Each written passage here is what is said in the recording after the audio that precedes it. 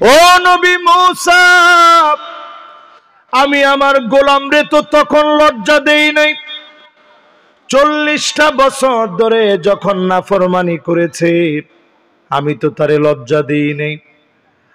আফদাহু ওয়া হুয়া ইউতিউনি, এখন কি তারে আমি শরম দিব? যখন আমার গোলাম তাওবা করে ফিরে এসেছে, এখন আমি আমার গোলামটাকে লজ্জা দিতে পারি না। যদি আমি বলে দেই এই গোলাম 40 বছর গুনাহ করেছে, আমার পরে তুমি তো জেনে ফেলবা 40 বছরের নাফরমানকে। এই জন্য আমার মালিক কেমন মনে মনেও যদি তাওবা করেন, যিনি গুনাহগুলা মাফ করে দিবেন তিনি কে? মনোযোগ আছে সবার? বলেন তো কয় কারণে আযাব আসে? 15 কারণের 1 2 3 4 কয় নাম্বার ছিলাম? না না 5 নাম্বার শেষ হইছে। আমার কাছে হিসাব আছে না। ও না না ঠিকই তো বলছেন, 6 শেষ হয়েছে। মাশাআল্লাহ, কে বলছে দেখি? হ্যাঁ মাশাআল্লাহ, এই মাওলানার মনোযোগ একেবারে সবার চেয়ে বেশি। কিন্তু ভুল করে আমি ওনার দিকে বেশি তাকাই নাই। এখন থেকে তাকানোটা ওনার দিকেও দরকার আছে।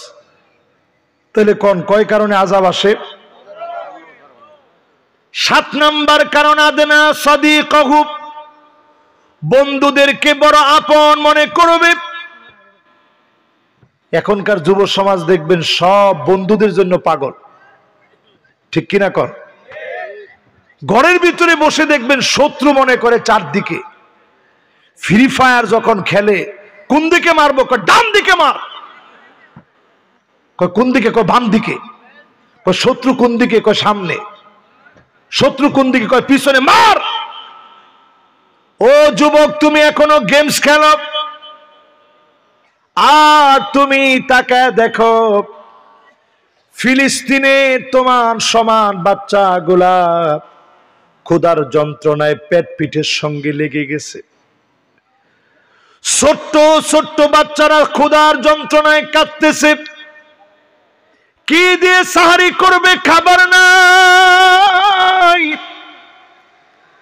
কি দিয়ে ইফতার করবে? খাবার নাই। মুসলমান প্রচন্ড ঠান্ডার ভিতরে কষ্ট করতেছে, কনকনে শীতে কাঁপতেছে, ক্ষুধার যন্ত্রণায় কাঁদতেছে। আল্লাহ কিন্তু ধরা শুরু করে দিয়েছেন। লস অ্যাঞ্জেলেসের দিকে তাকায় দেখে দাউ দাউ করে হলিউড পুড়ে গেছে। একরকে একর জমি মিনিটের ভিতরে পুড়ে ছারখার হয়ে গেছে। এটা এই জন্য, কারণ আল্লাহ রাব্বুল আলামিন প্রতিশোধ নেবেন। যিনি প্রতিশোধ গ্রহণে অত্যন্ত কঠিন তিনি কে? শুরু হয়ে গেছে। আমার তো মনে হয় যেই সমস্ত দেশ এখনো মুসলমানদের দিকে তাকায় না, দুবাই সহ ওয়ার্ল্ডের বিভিন্ন দেশ, এদের উপরে অচিরেই বন্যার মতো ভয়াবহ আযাব আসবে। যিনি আযাব আর গজব দিয়ে পাকড়াও করবেন তিনি কে? এরপরে আমার ভাইয়েরা 8 নম্বরে আকসা আবাহু, বাপকে বড় পর মনে করবে। এরকম ছেলেপেলে এখন আছে না নাই? আমরা এখনো বাপের কাছে গিয়ে ঘেঁষি, বাপ যাতে একটু মাথার মধ্যে হাত বুলাই দিয়ে দোয়া করে। আমার নিজের তো মনে আছে, আব্বা আবার খুব সহজ সরল মানুষ, বড় একজন আলেম, তো খুব বেশি কখনো মারতেন না। যাদের একেবারেই রাগ কম, রাগ উঠে গেলে আবার রাগ সবচেয়ে বেশি হয়ে যায়, ঠিক কিনা কর? আব্বা যদি মায়ের শুরু করতো তো ওই মায়ের কোনো শেষ নেই, দিতেছে তো দিতেছে। তো মায়ের দেওয়ার পরে মন তো খারাপ হইতো স্বাভাবিক। যখন শুয়ে থাকতাম আব্বা মনে করছে আমি ঘুমাই গেছি, তা আমার তো চোখের পানি পড়তেছে, বালিশটা ভিজতেছে, যে আরে আব্বা এতগুলা মায়ের দিল, সামান্য একটু না দুষ্টামি করছে এই জন্য এত মায়ের দিবে। প্রায় সময় আমি দেখতাম যদি কখনো আব্বা মারত,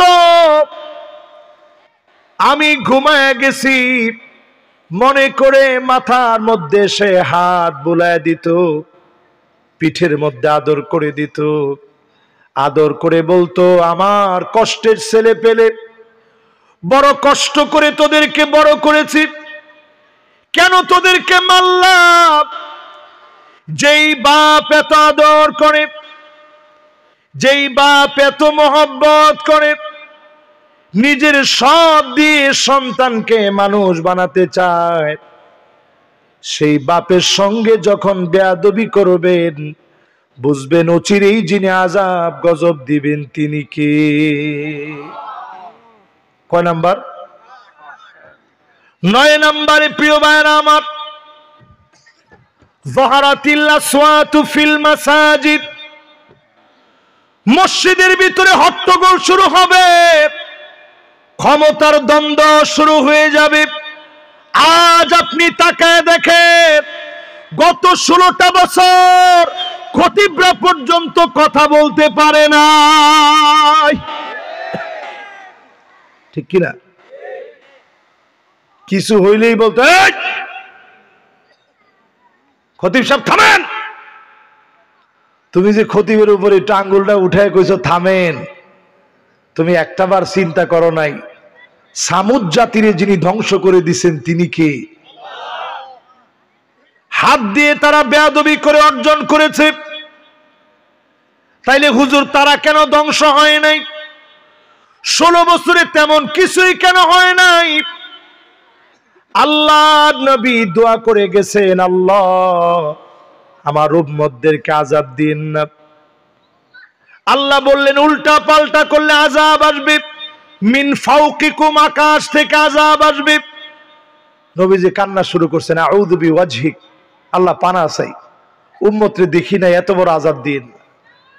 আল্লাহ আয়াত নাযিল করলেন, আও মিন তাহতি আরজুলিকুম, আযাব আসবে পায়ের নিচ থেকে, ভূমিকম্প হবে, সিডর হবে, আমপান হবে, নারগিস হবে, একটার পর একটা আযাব আসবে।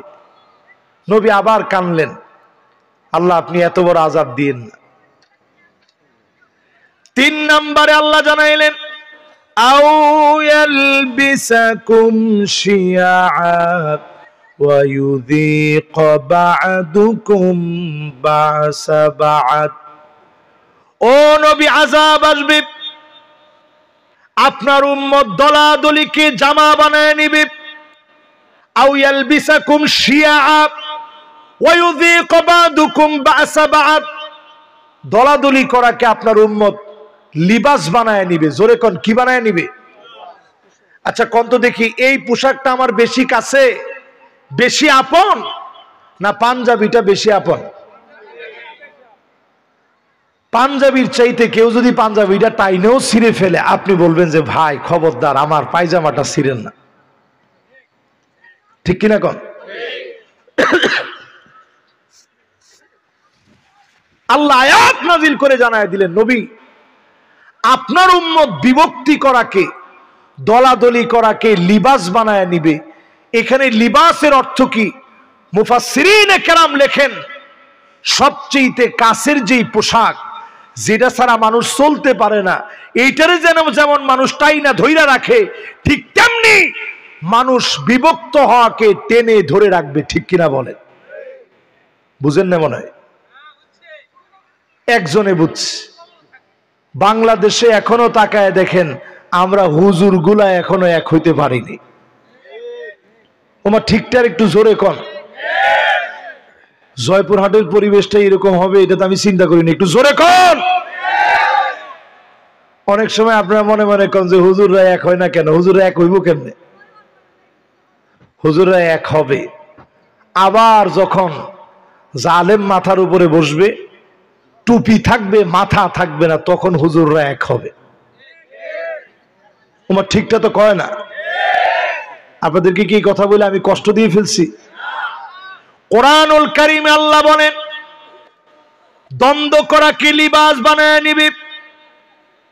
এই জন্য আল্লাহ নবী 3 নম্বরের ব্যাপারে বললেন, আল্লাহ আযাব দেন না, অন্তত উম্মত গুলাকে বাঁচায় দেন, উপর থেকে আযাব দিন না, পায়ের নিচ থেকে আযাব দিন না।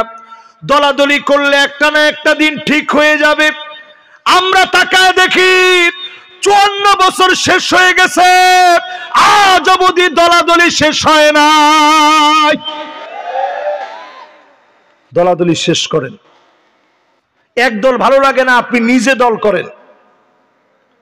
নিজের দল যদি করতে মনে না চায়, দিন প্রতিষ্ঠার জন্য অন্য যেই দল আছে ওই দল করেন। তারপরেও এই জমিনে দিন কায়েম থেকে দূরে থাকার কোনো সুযোগ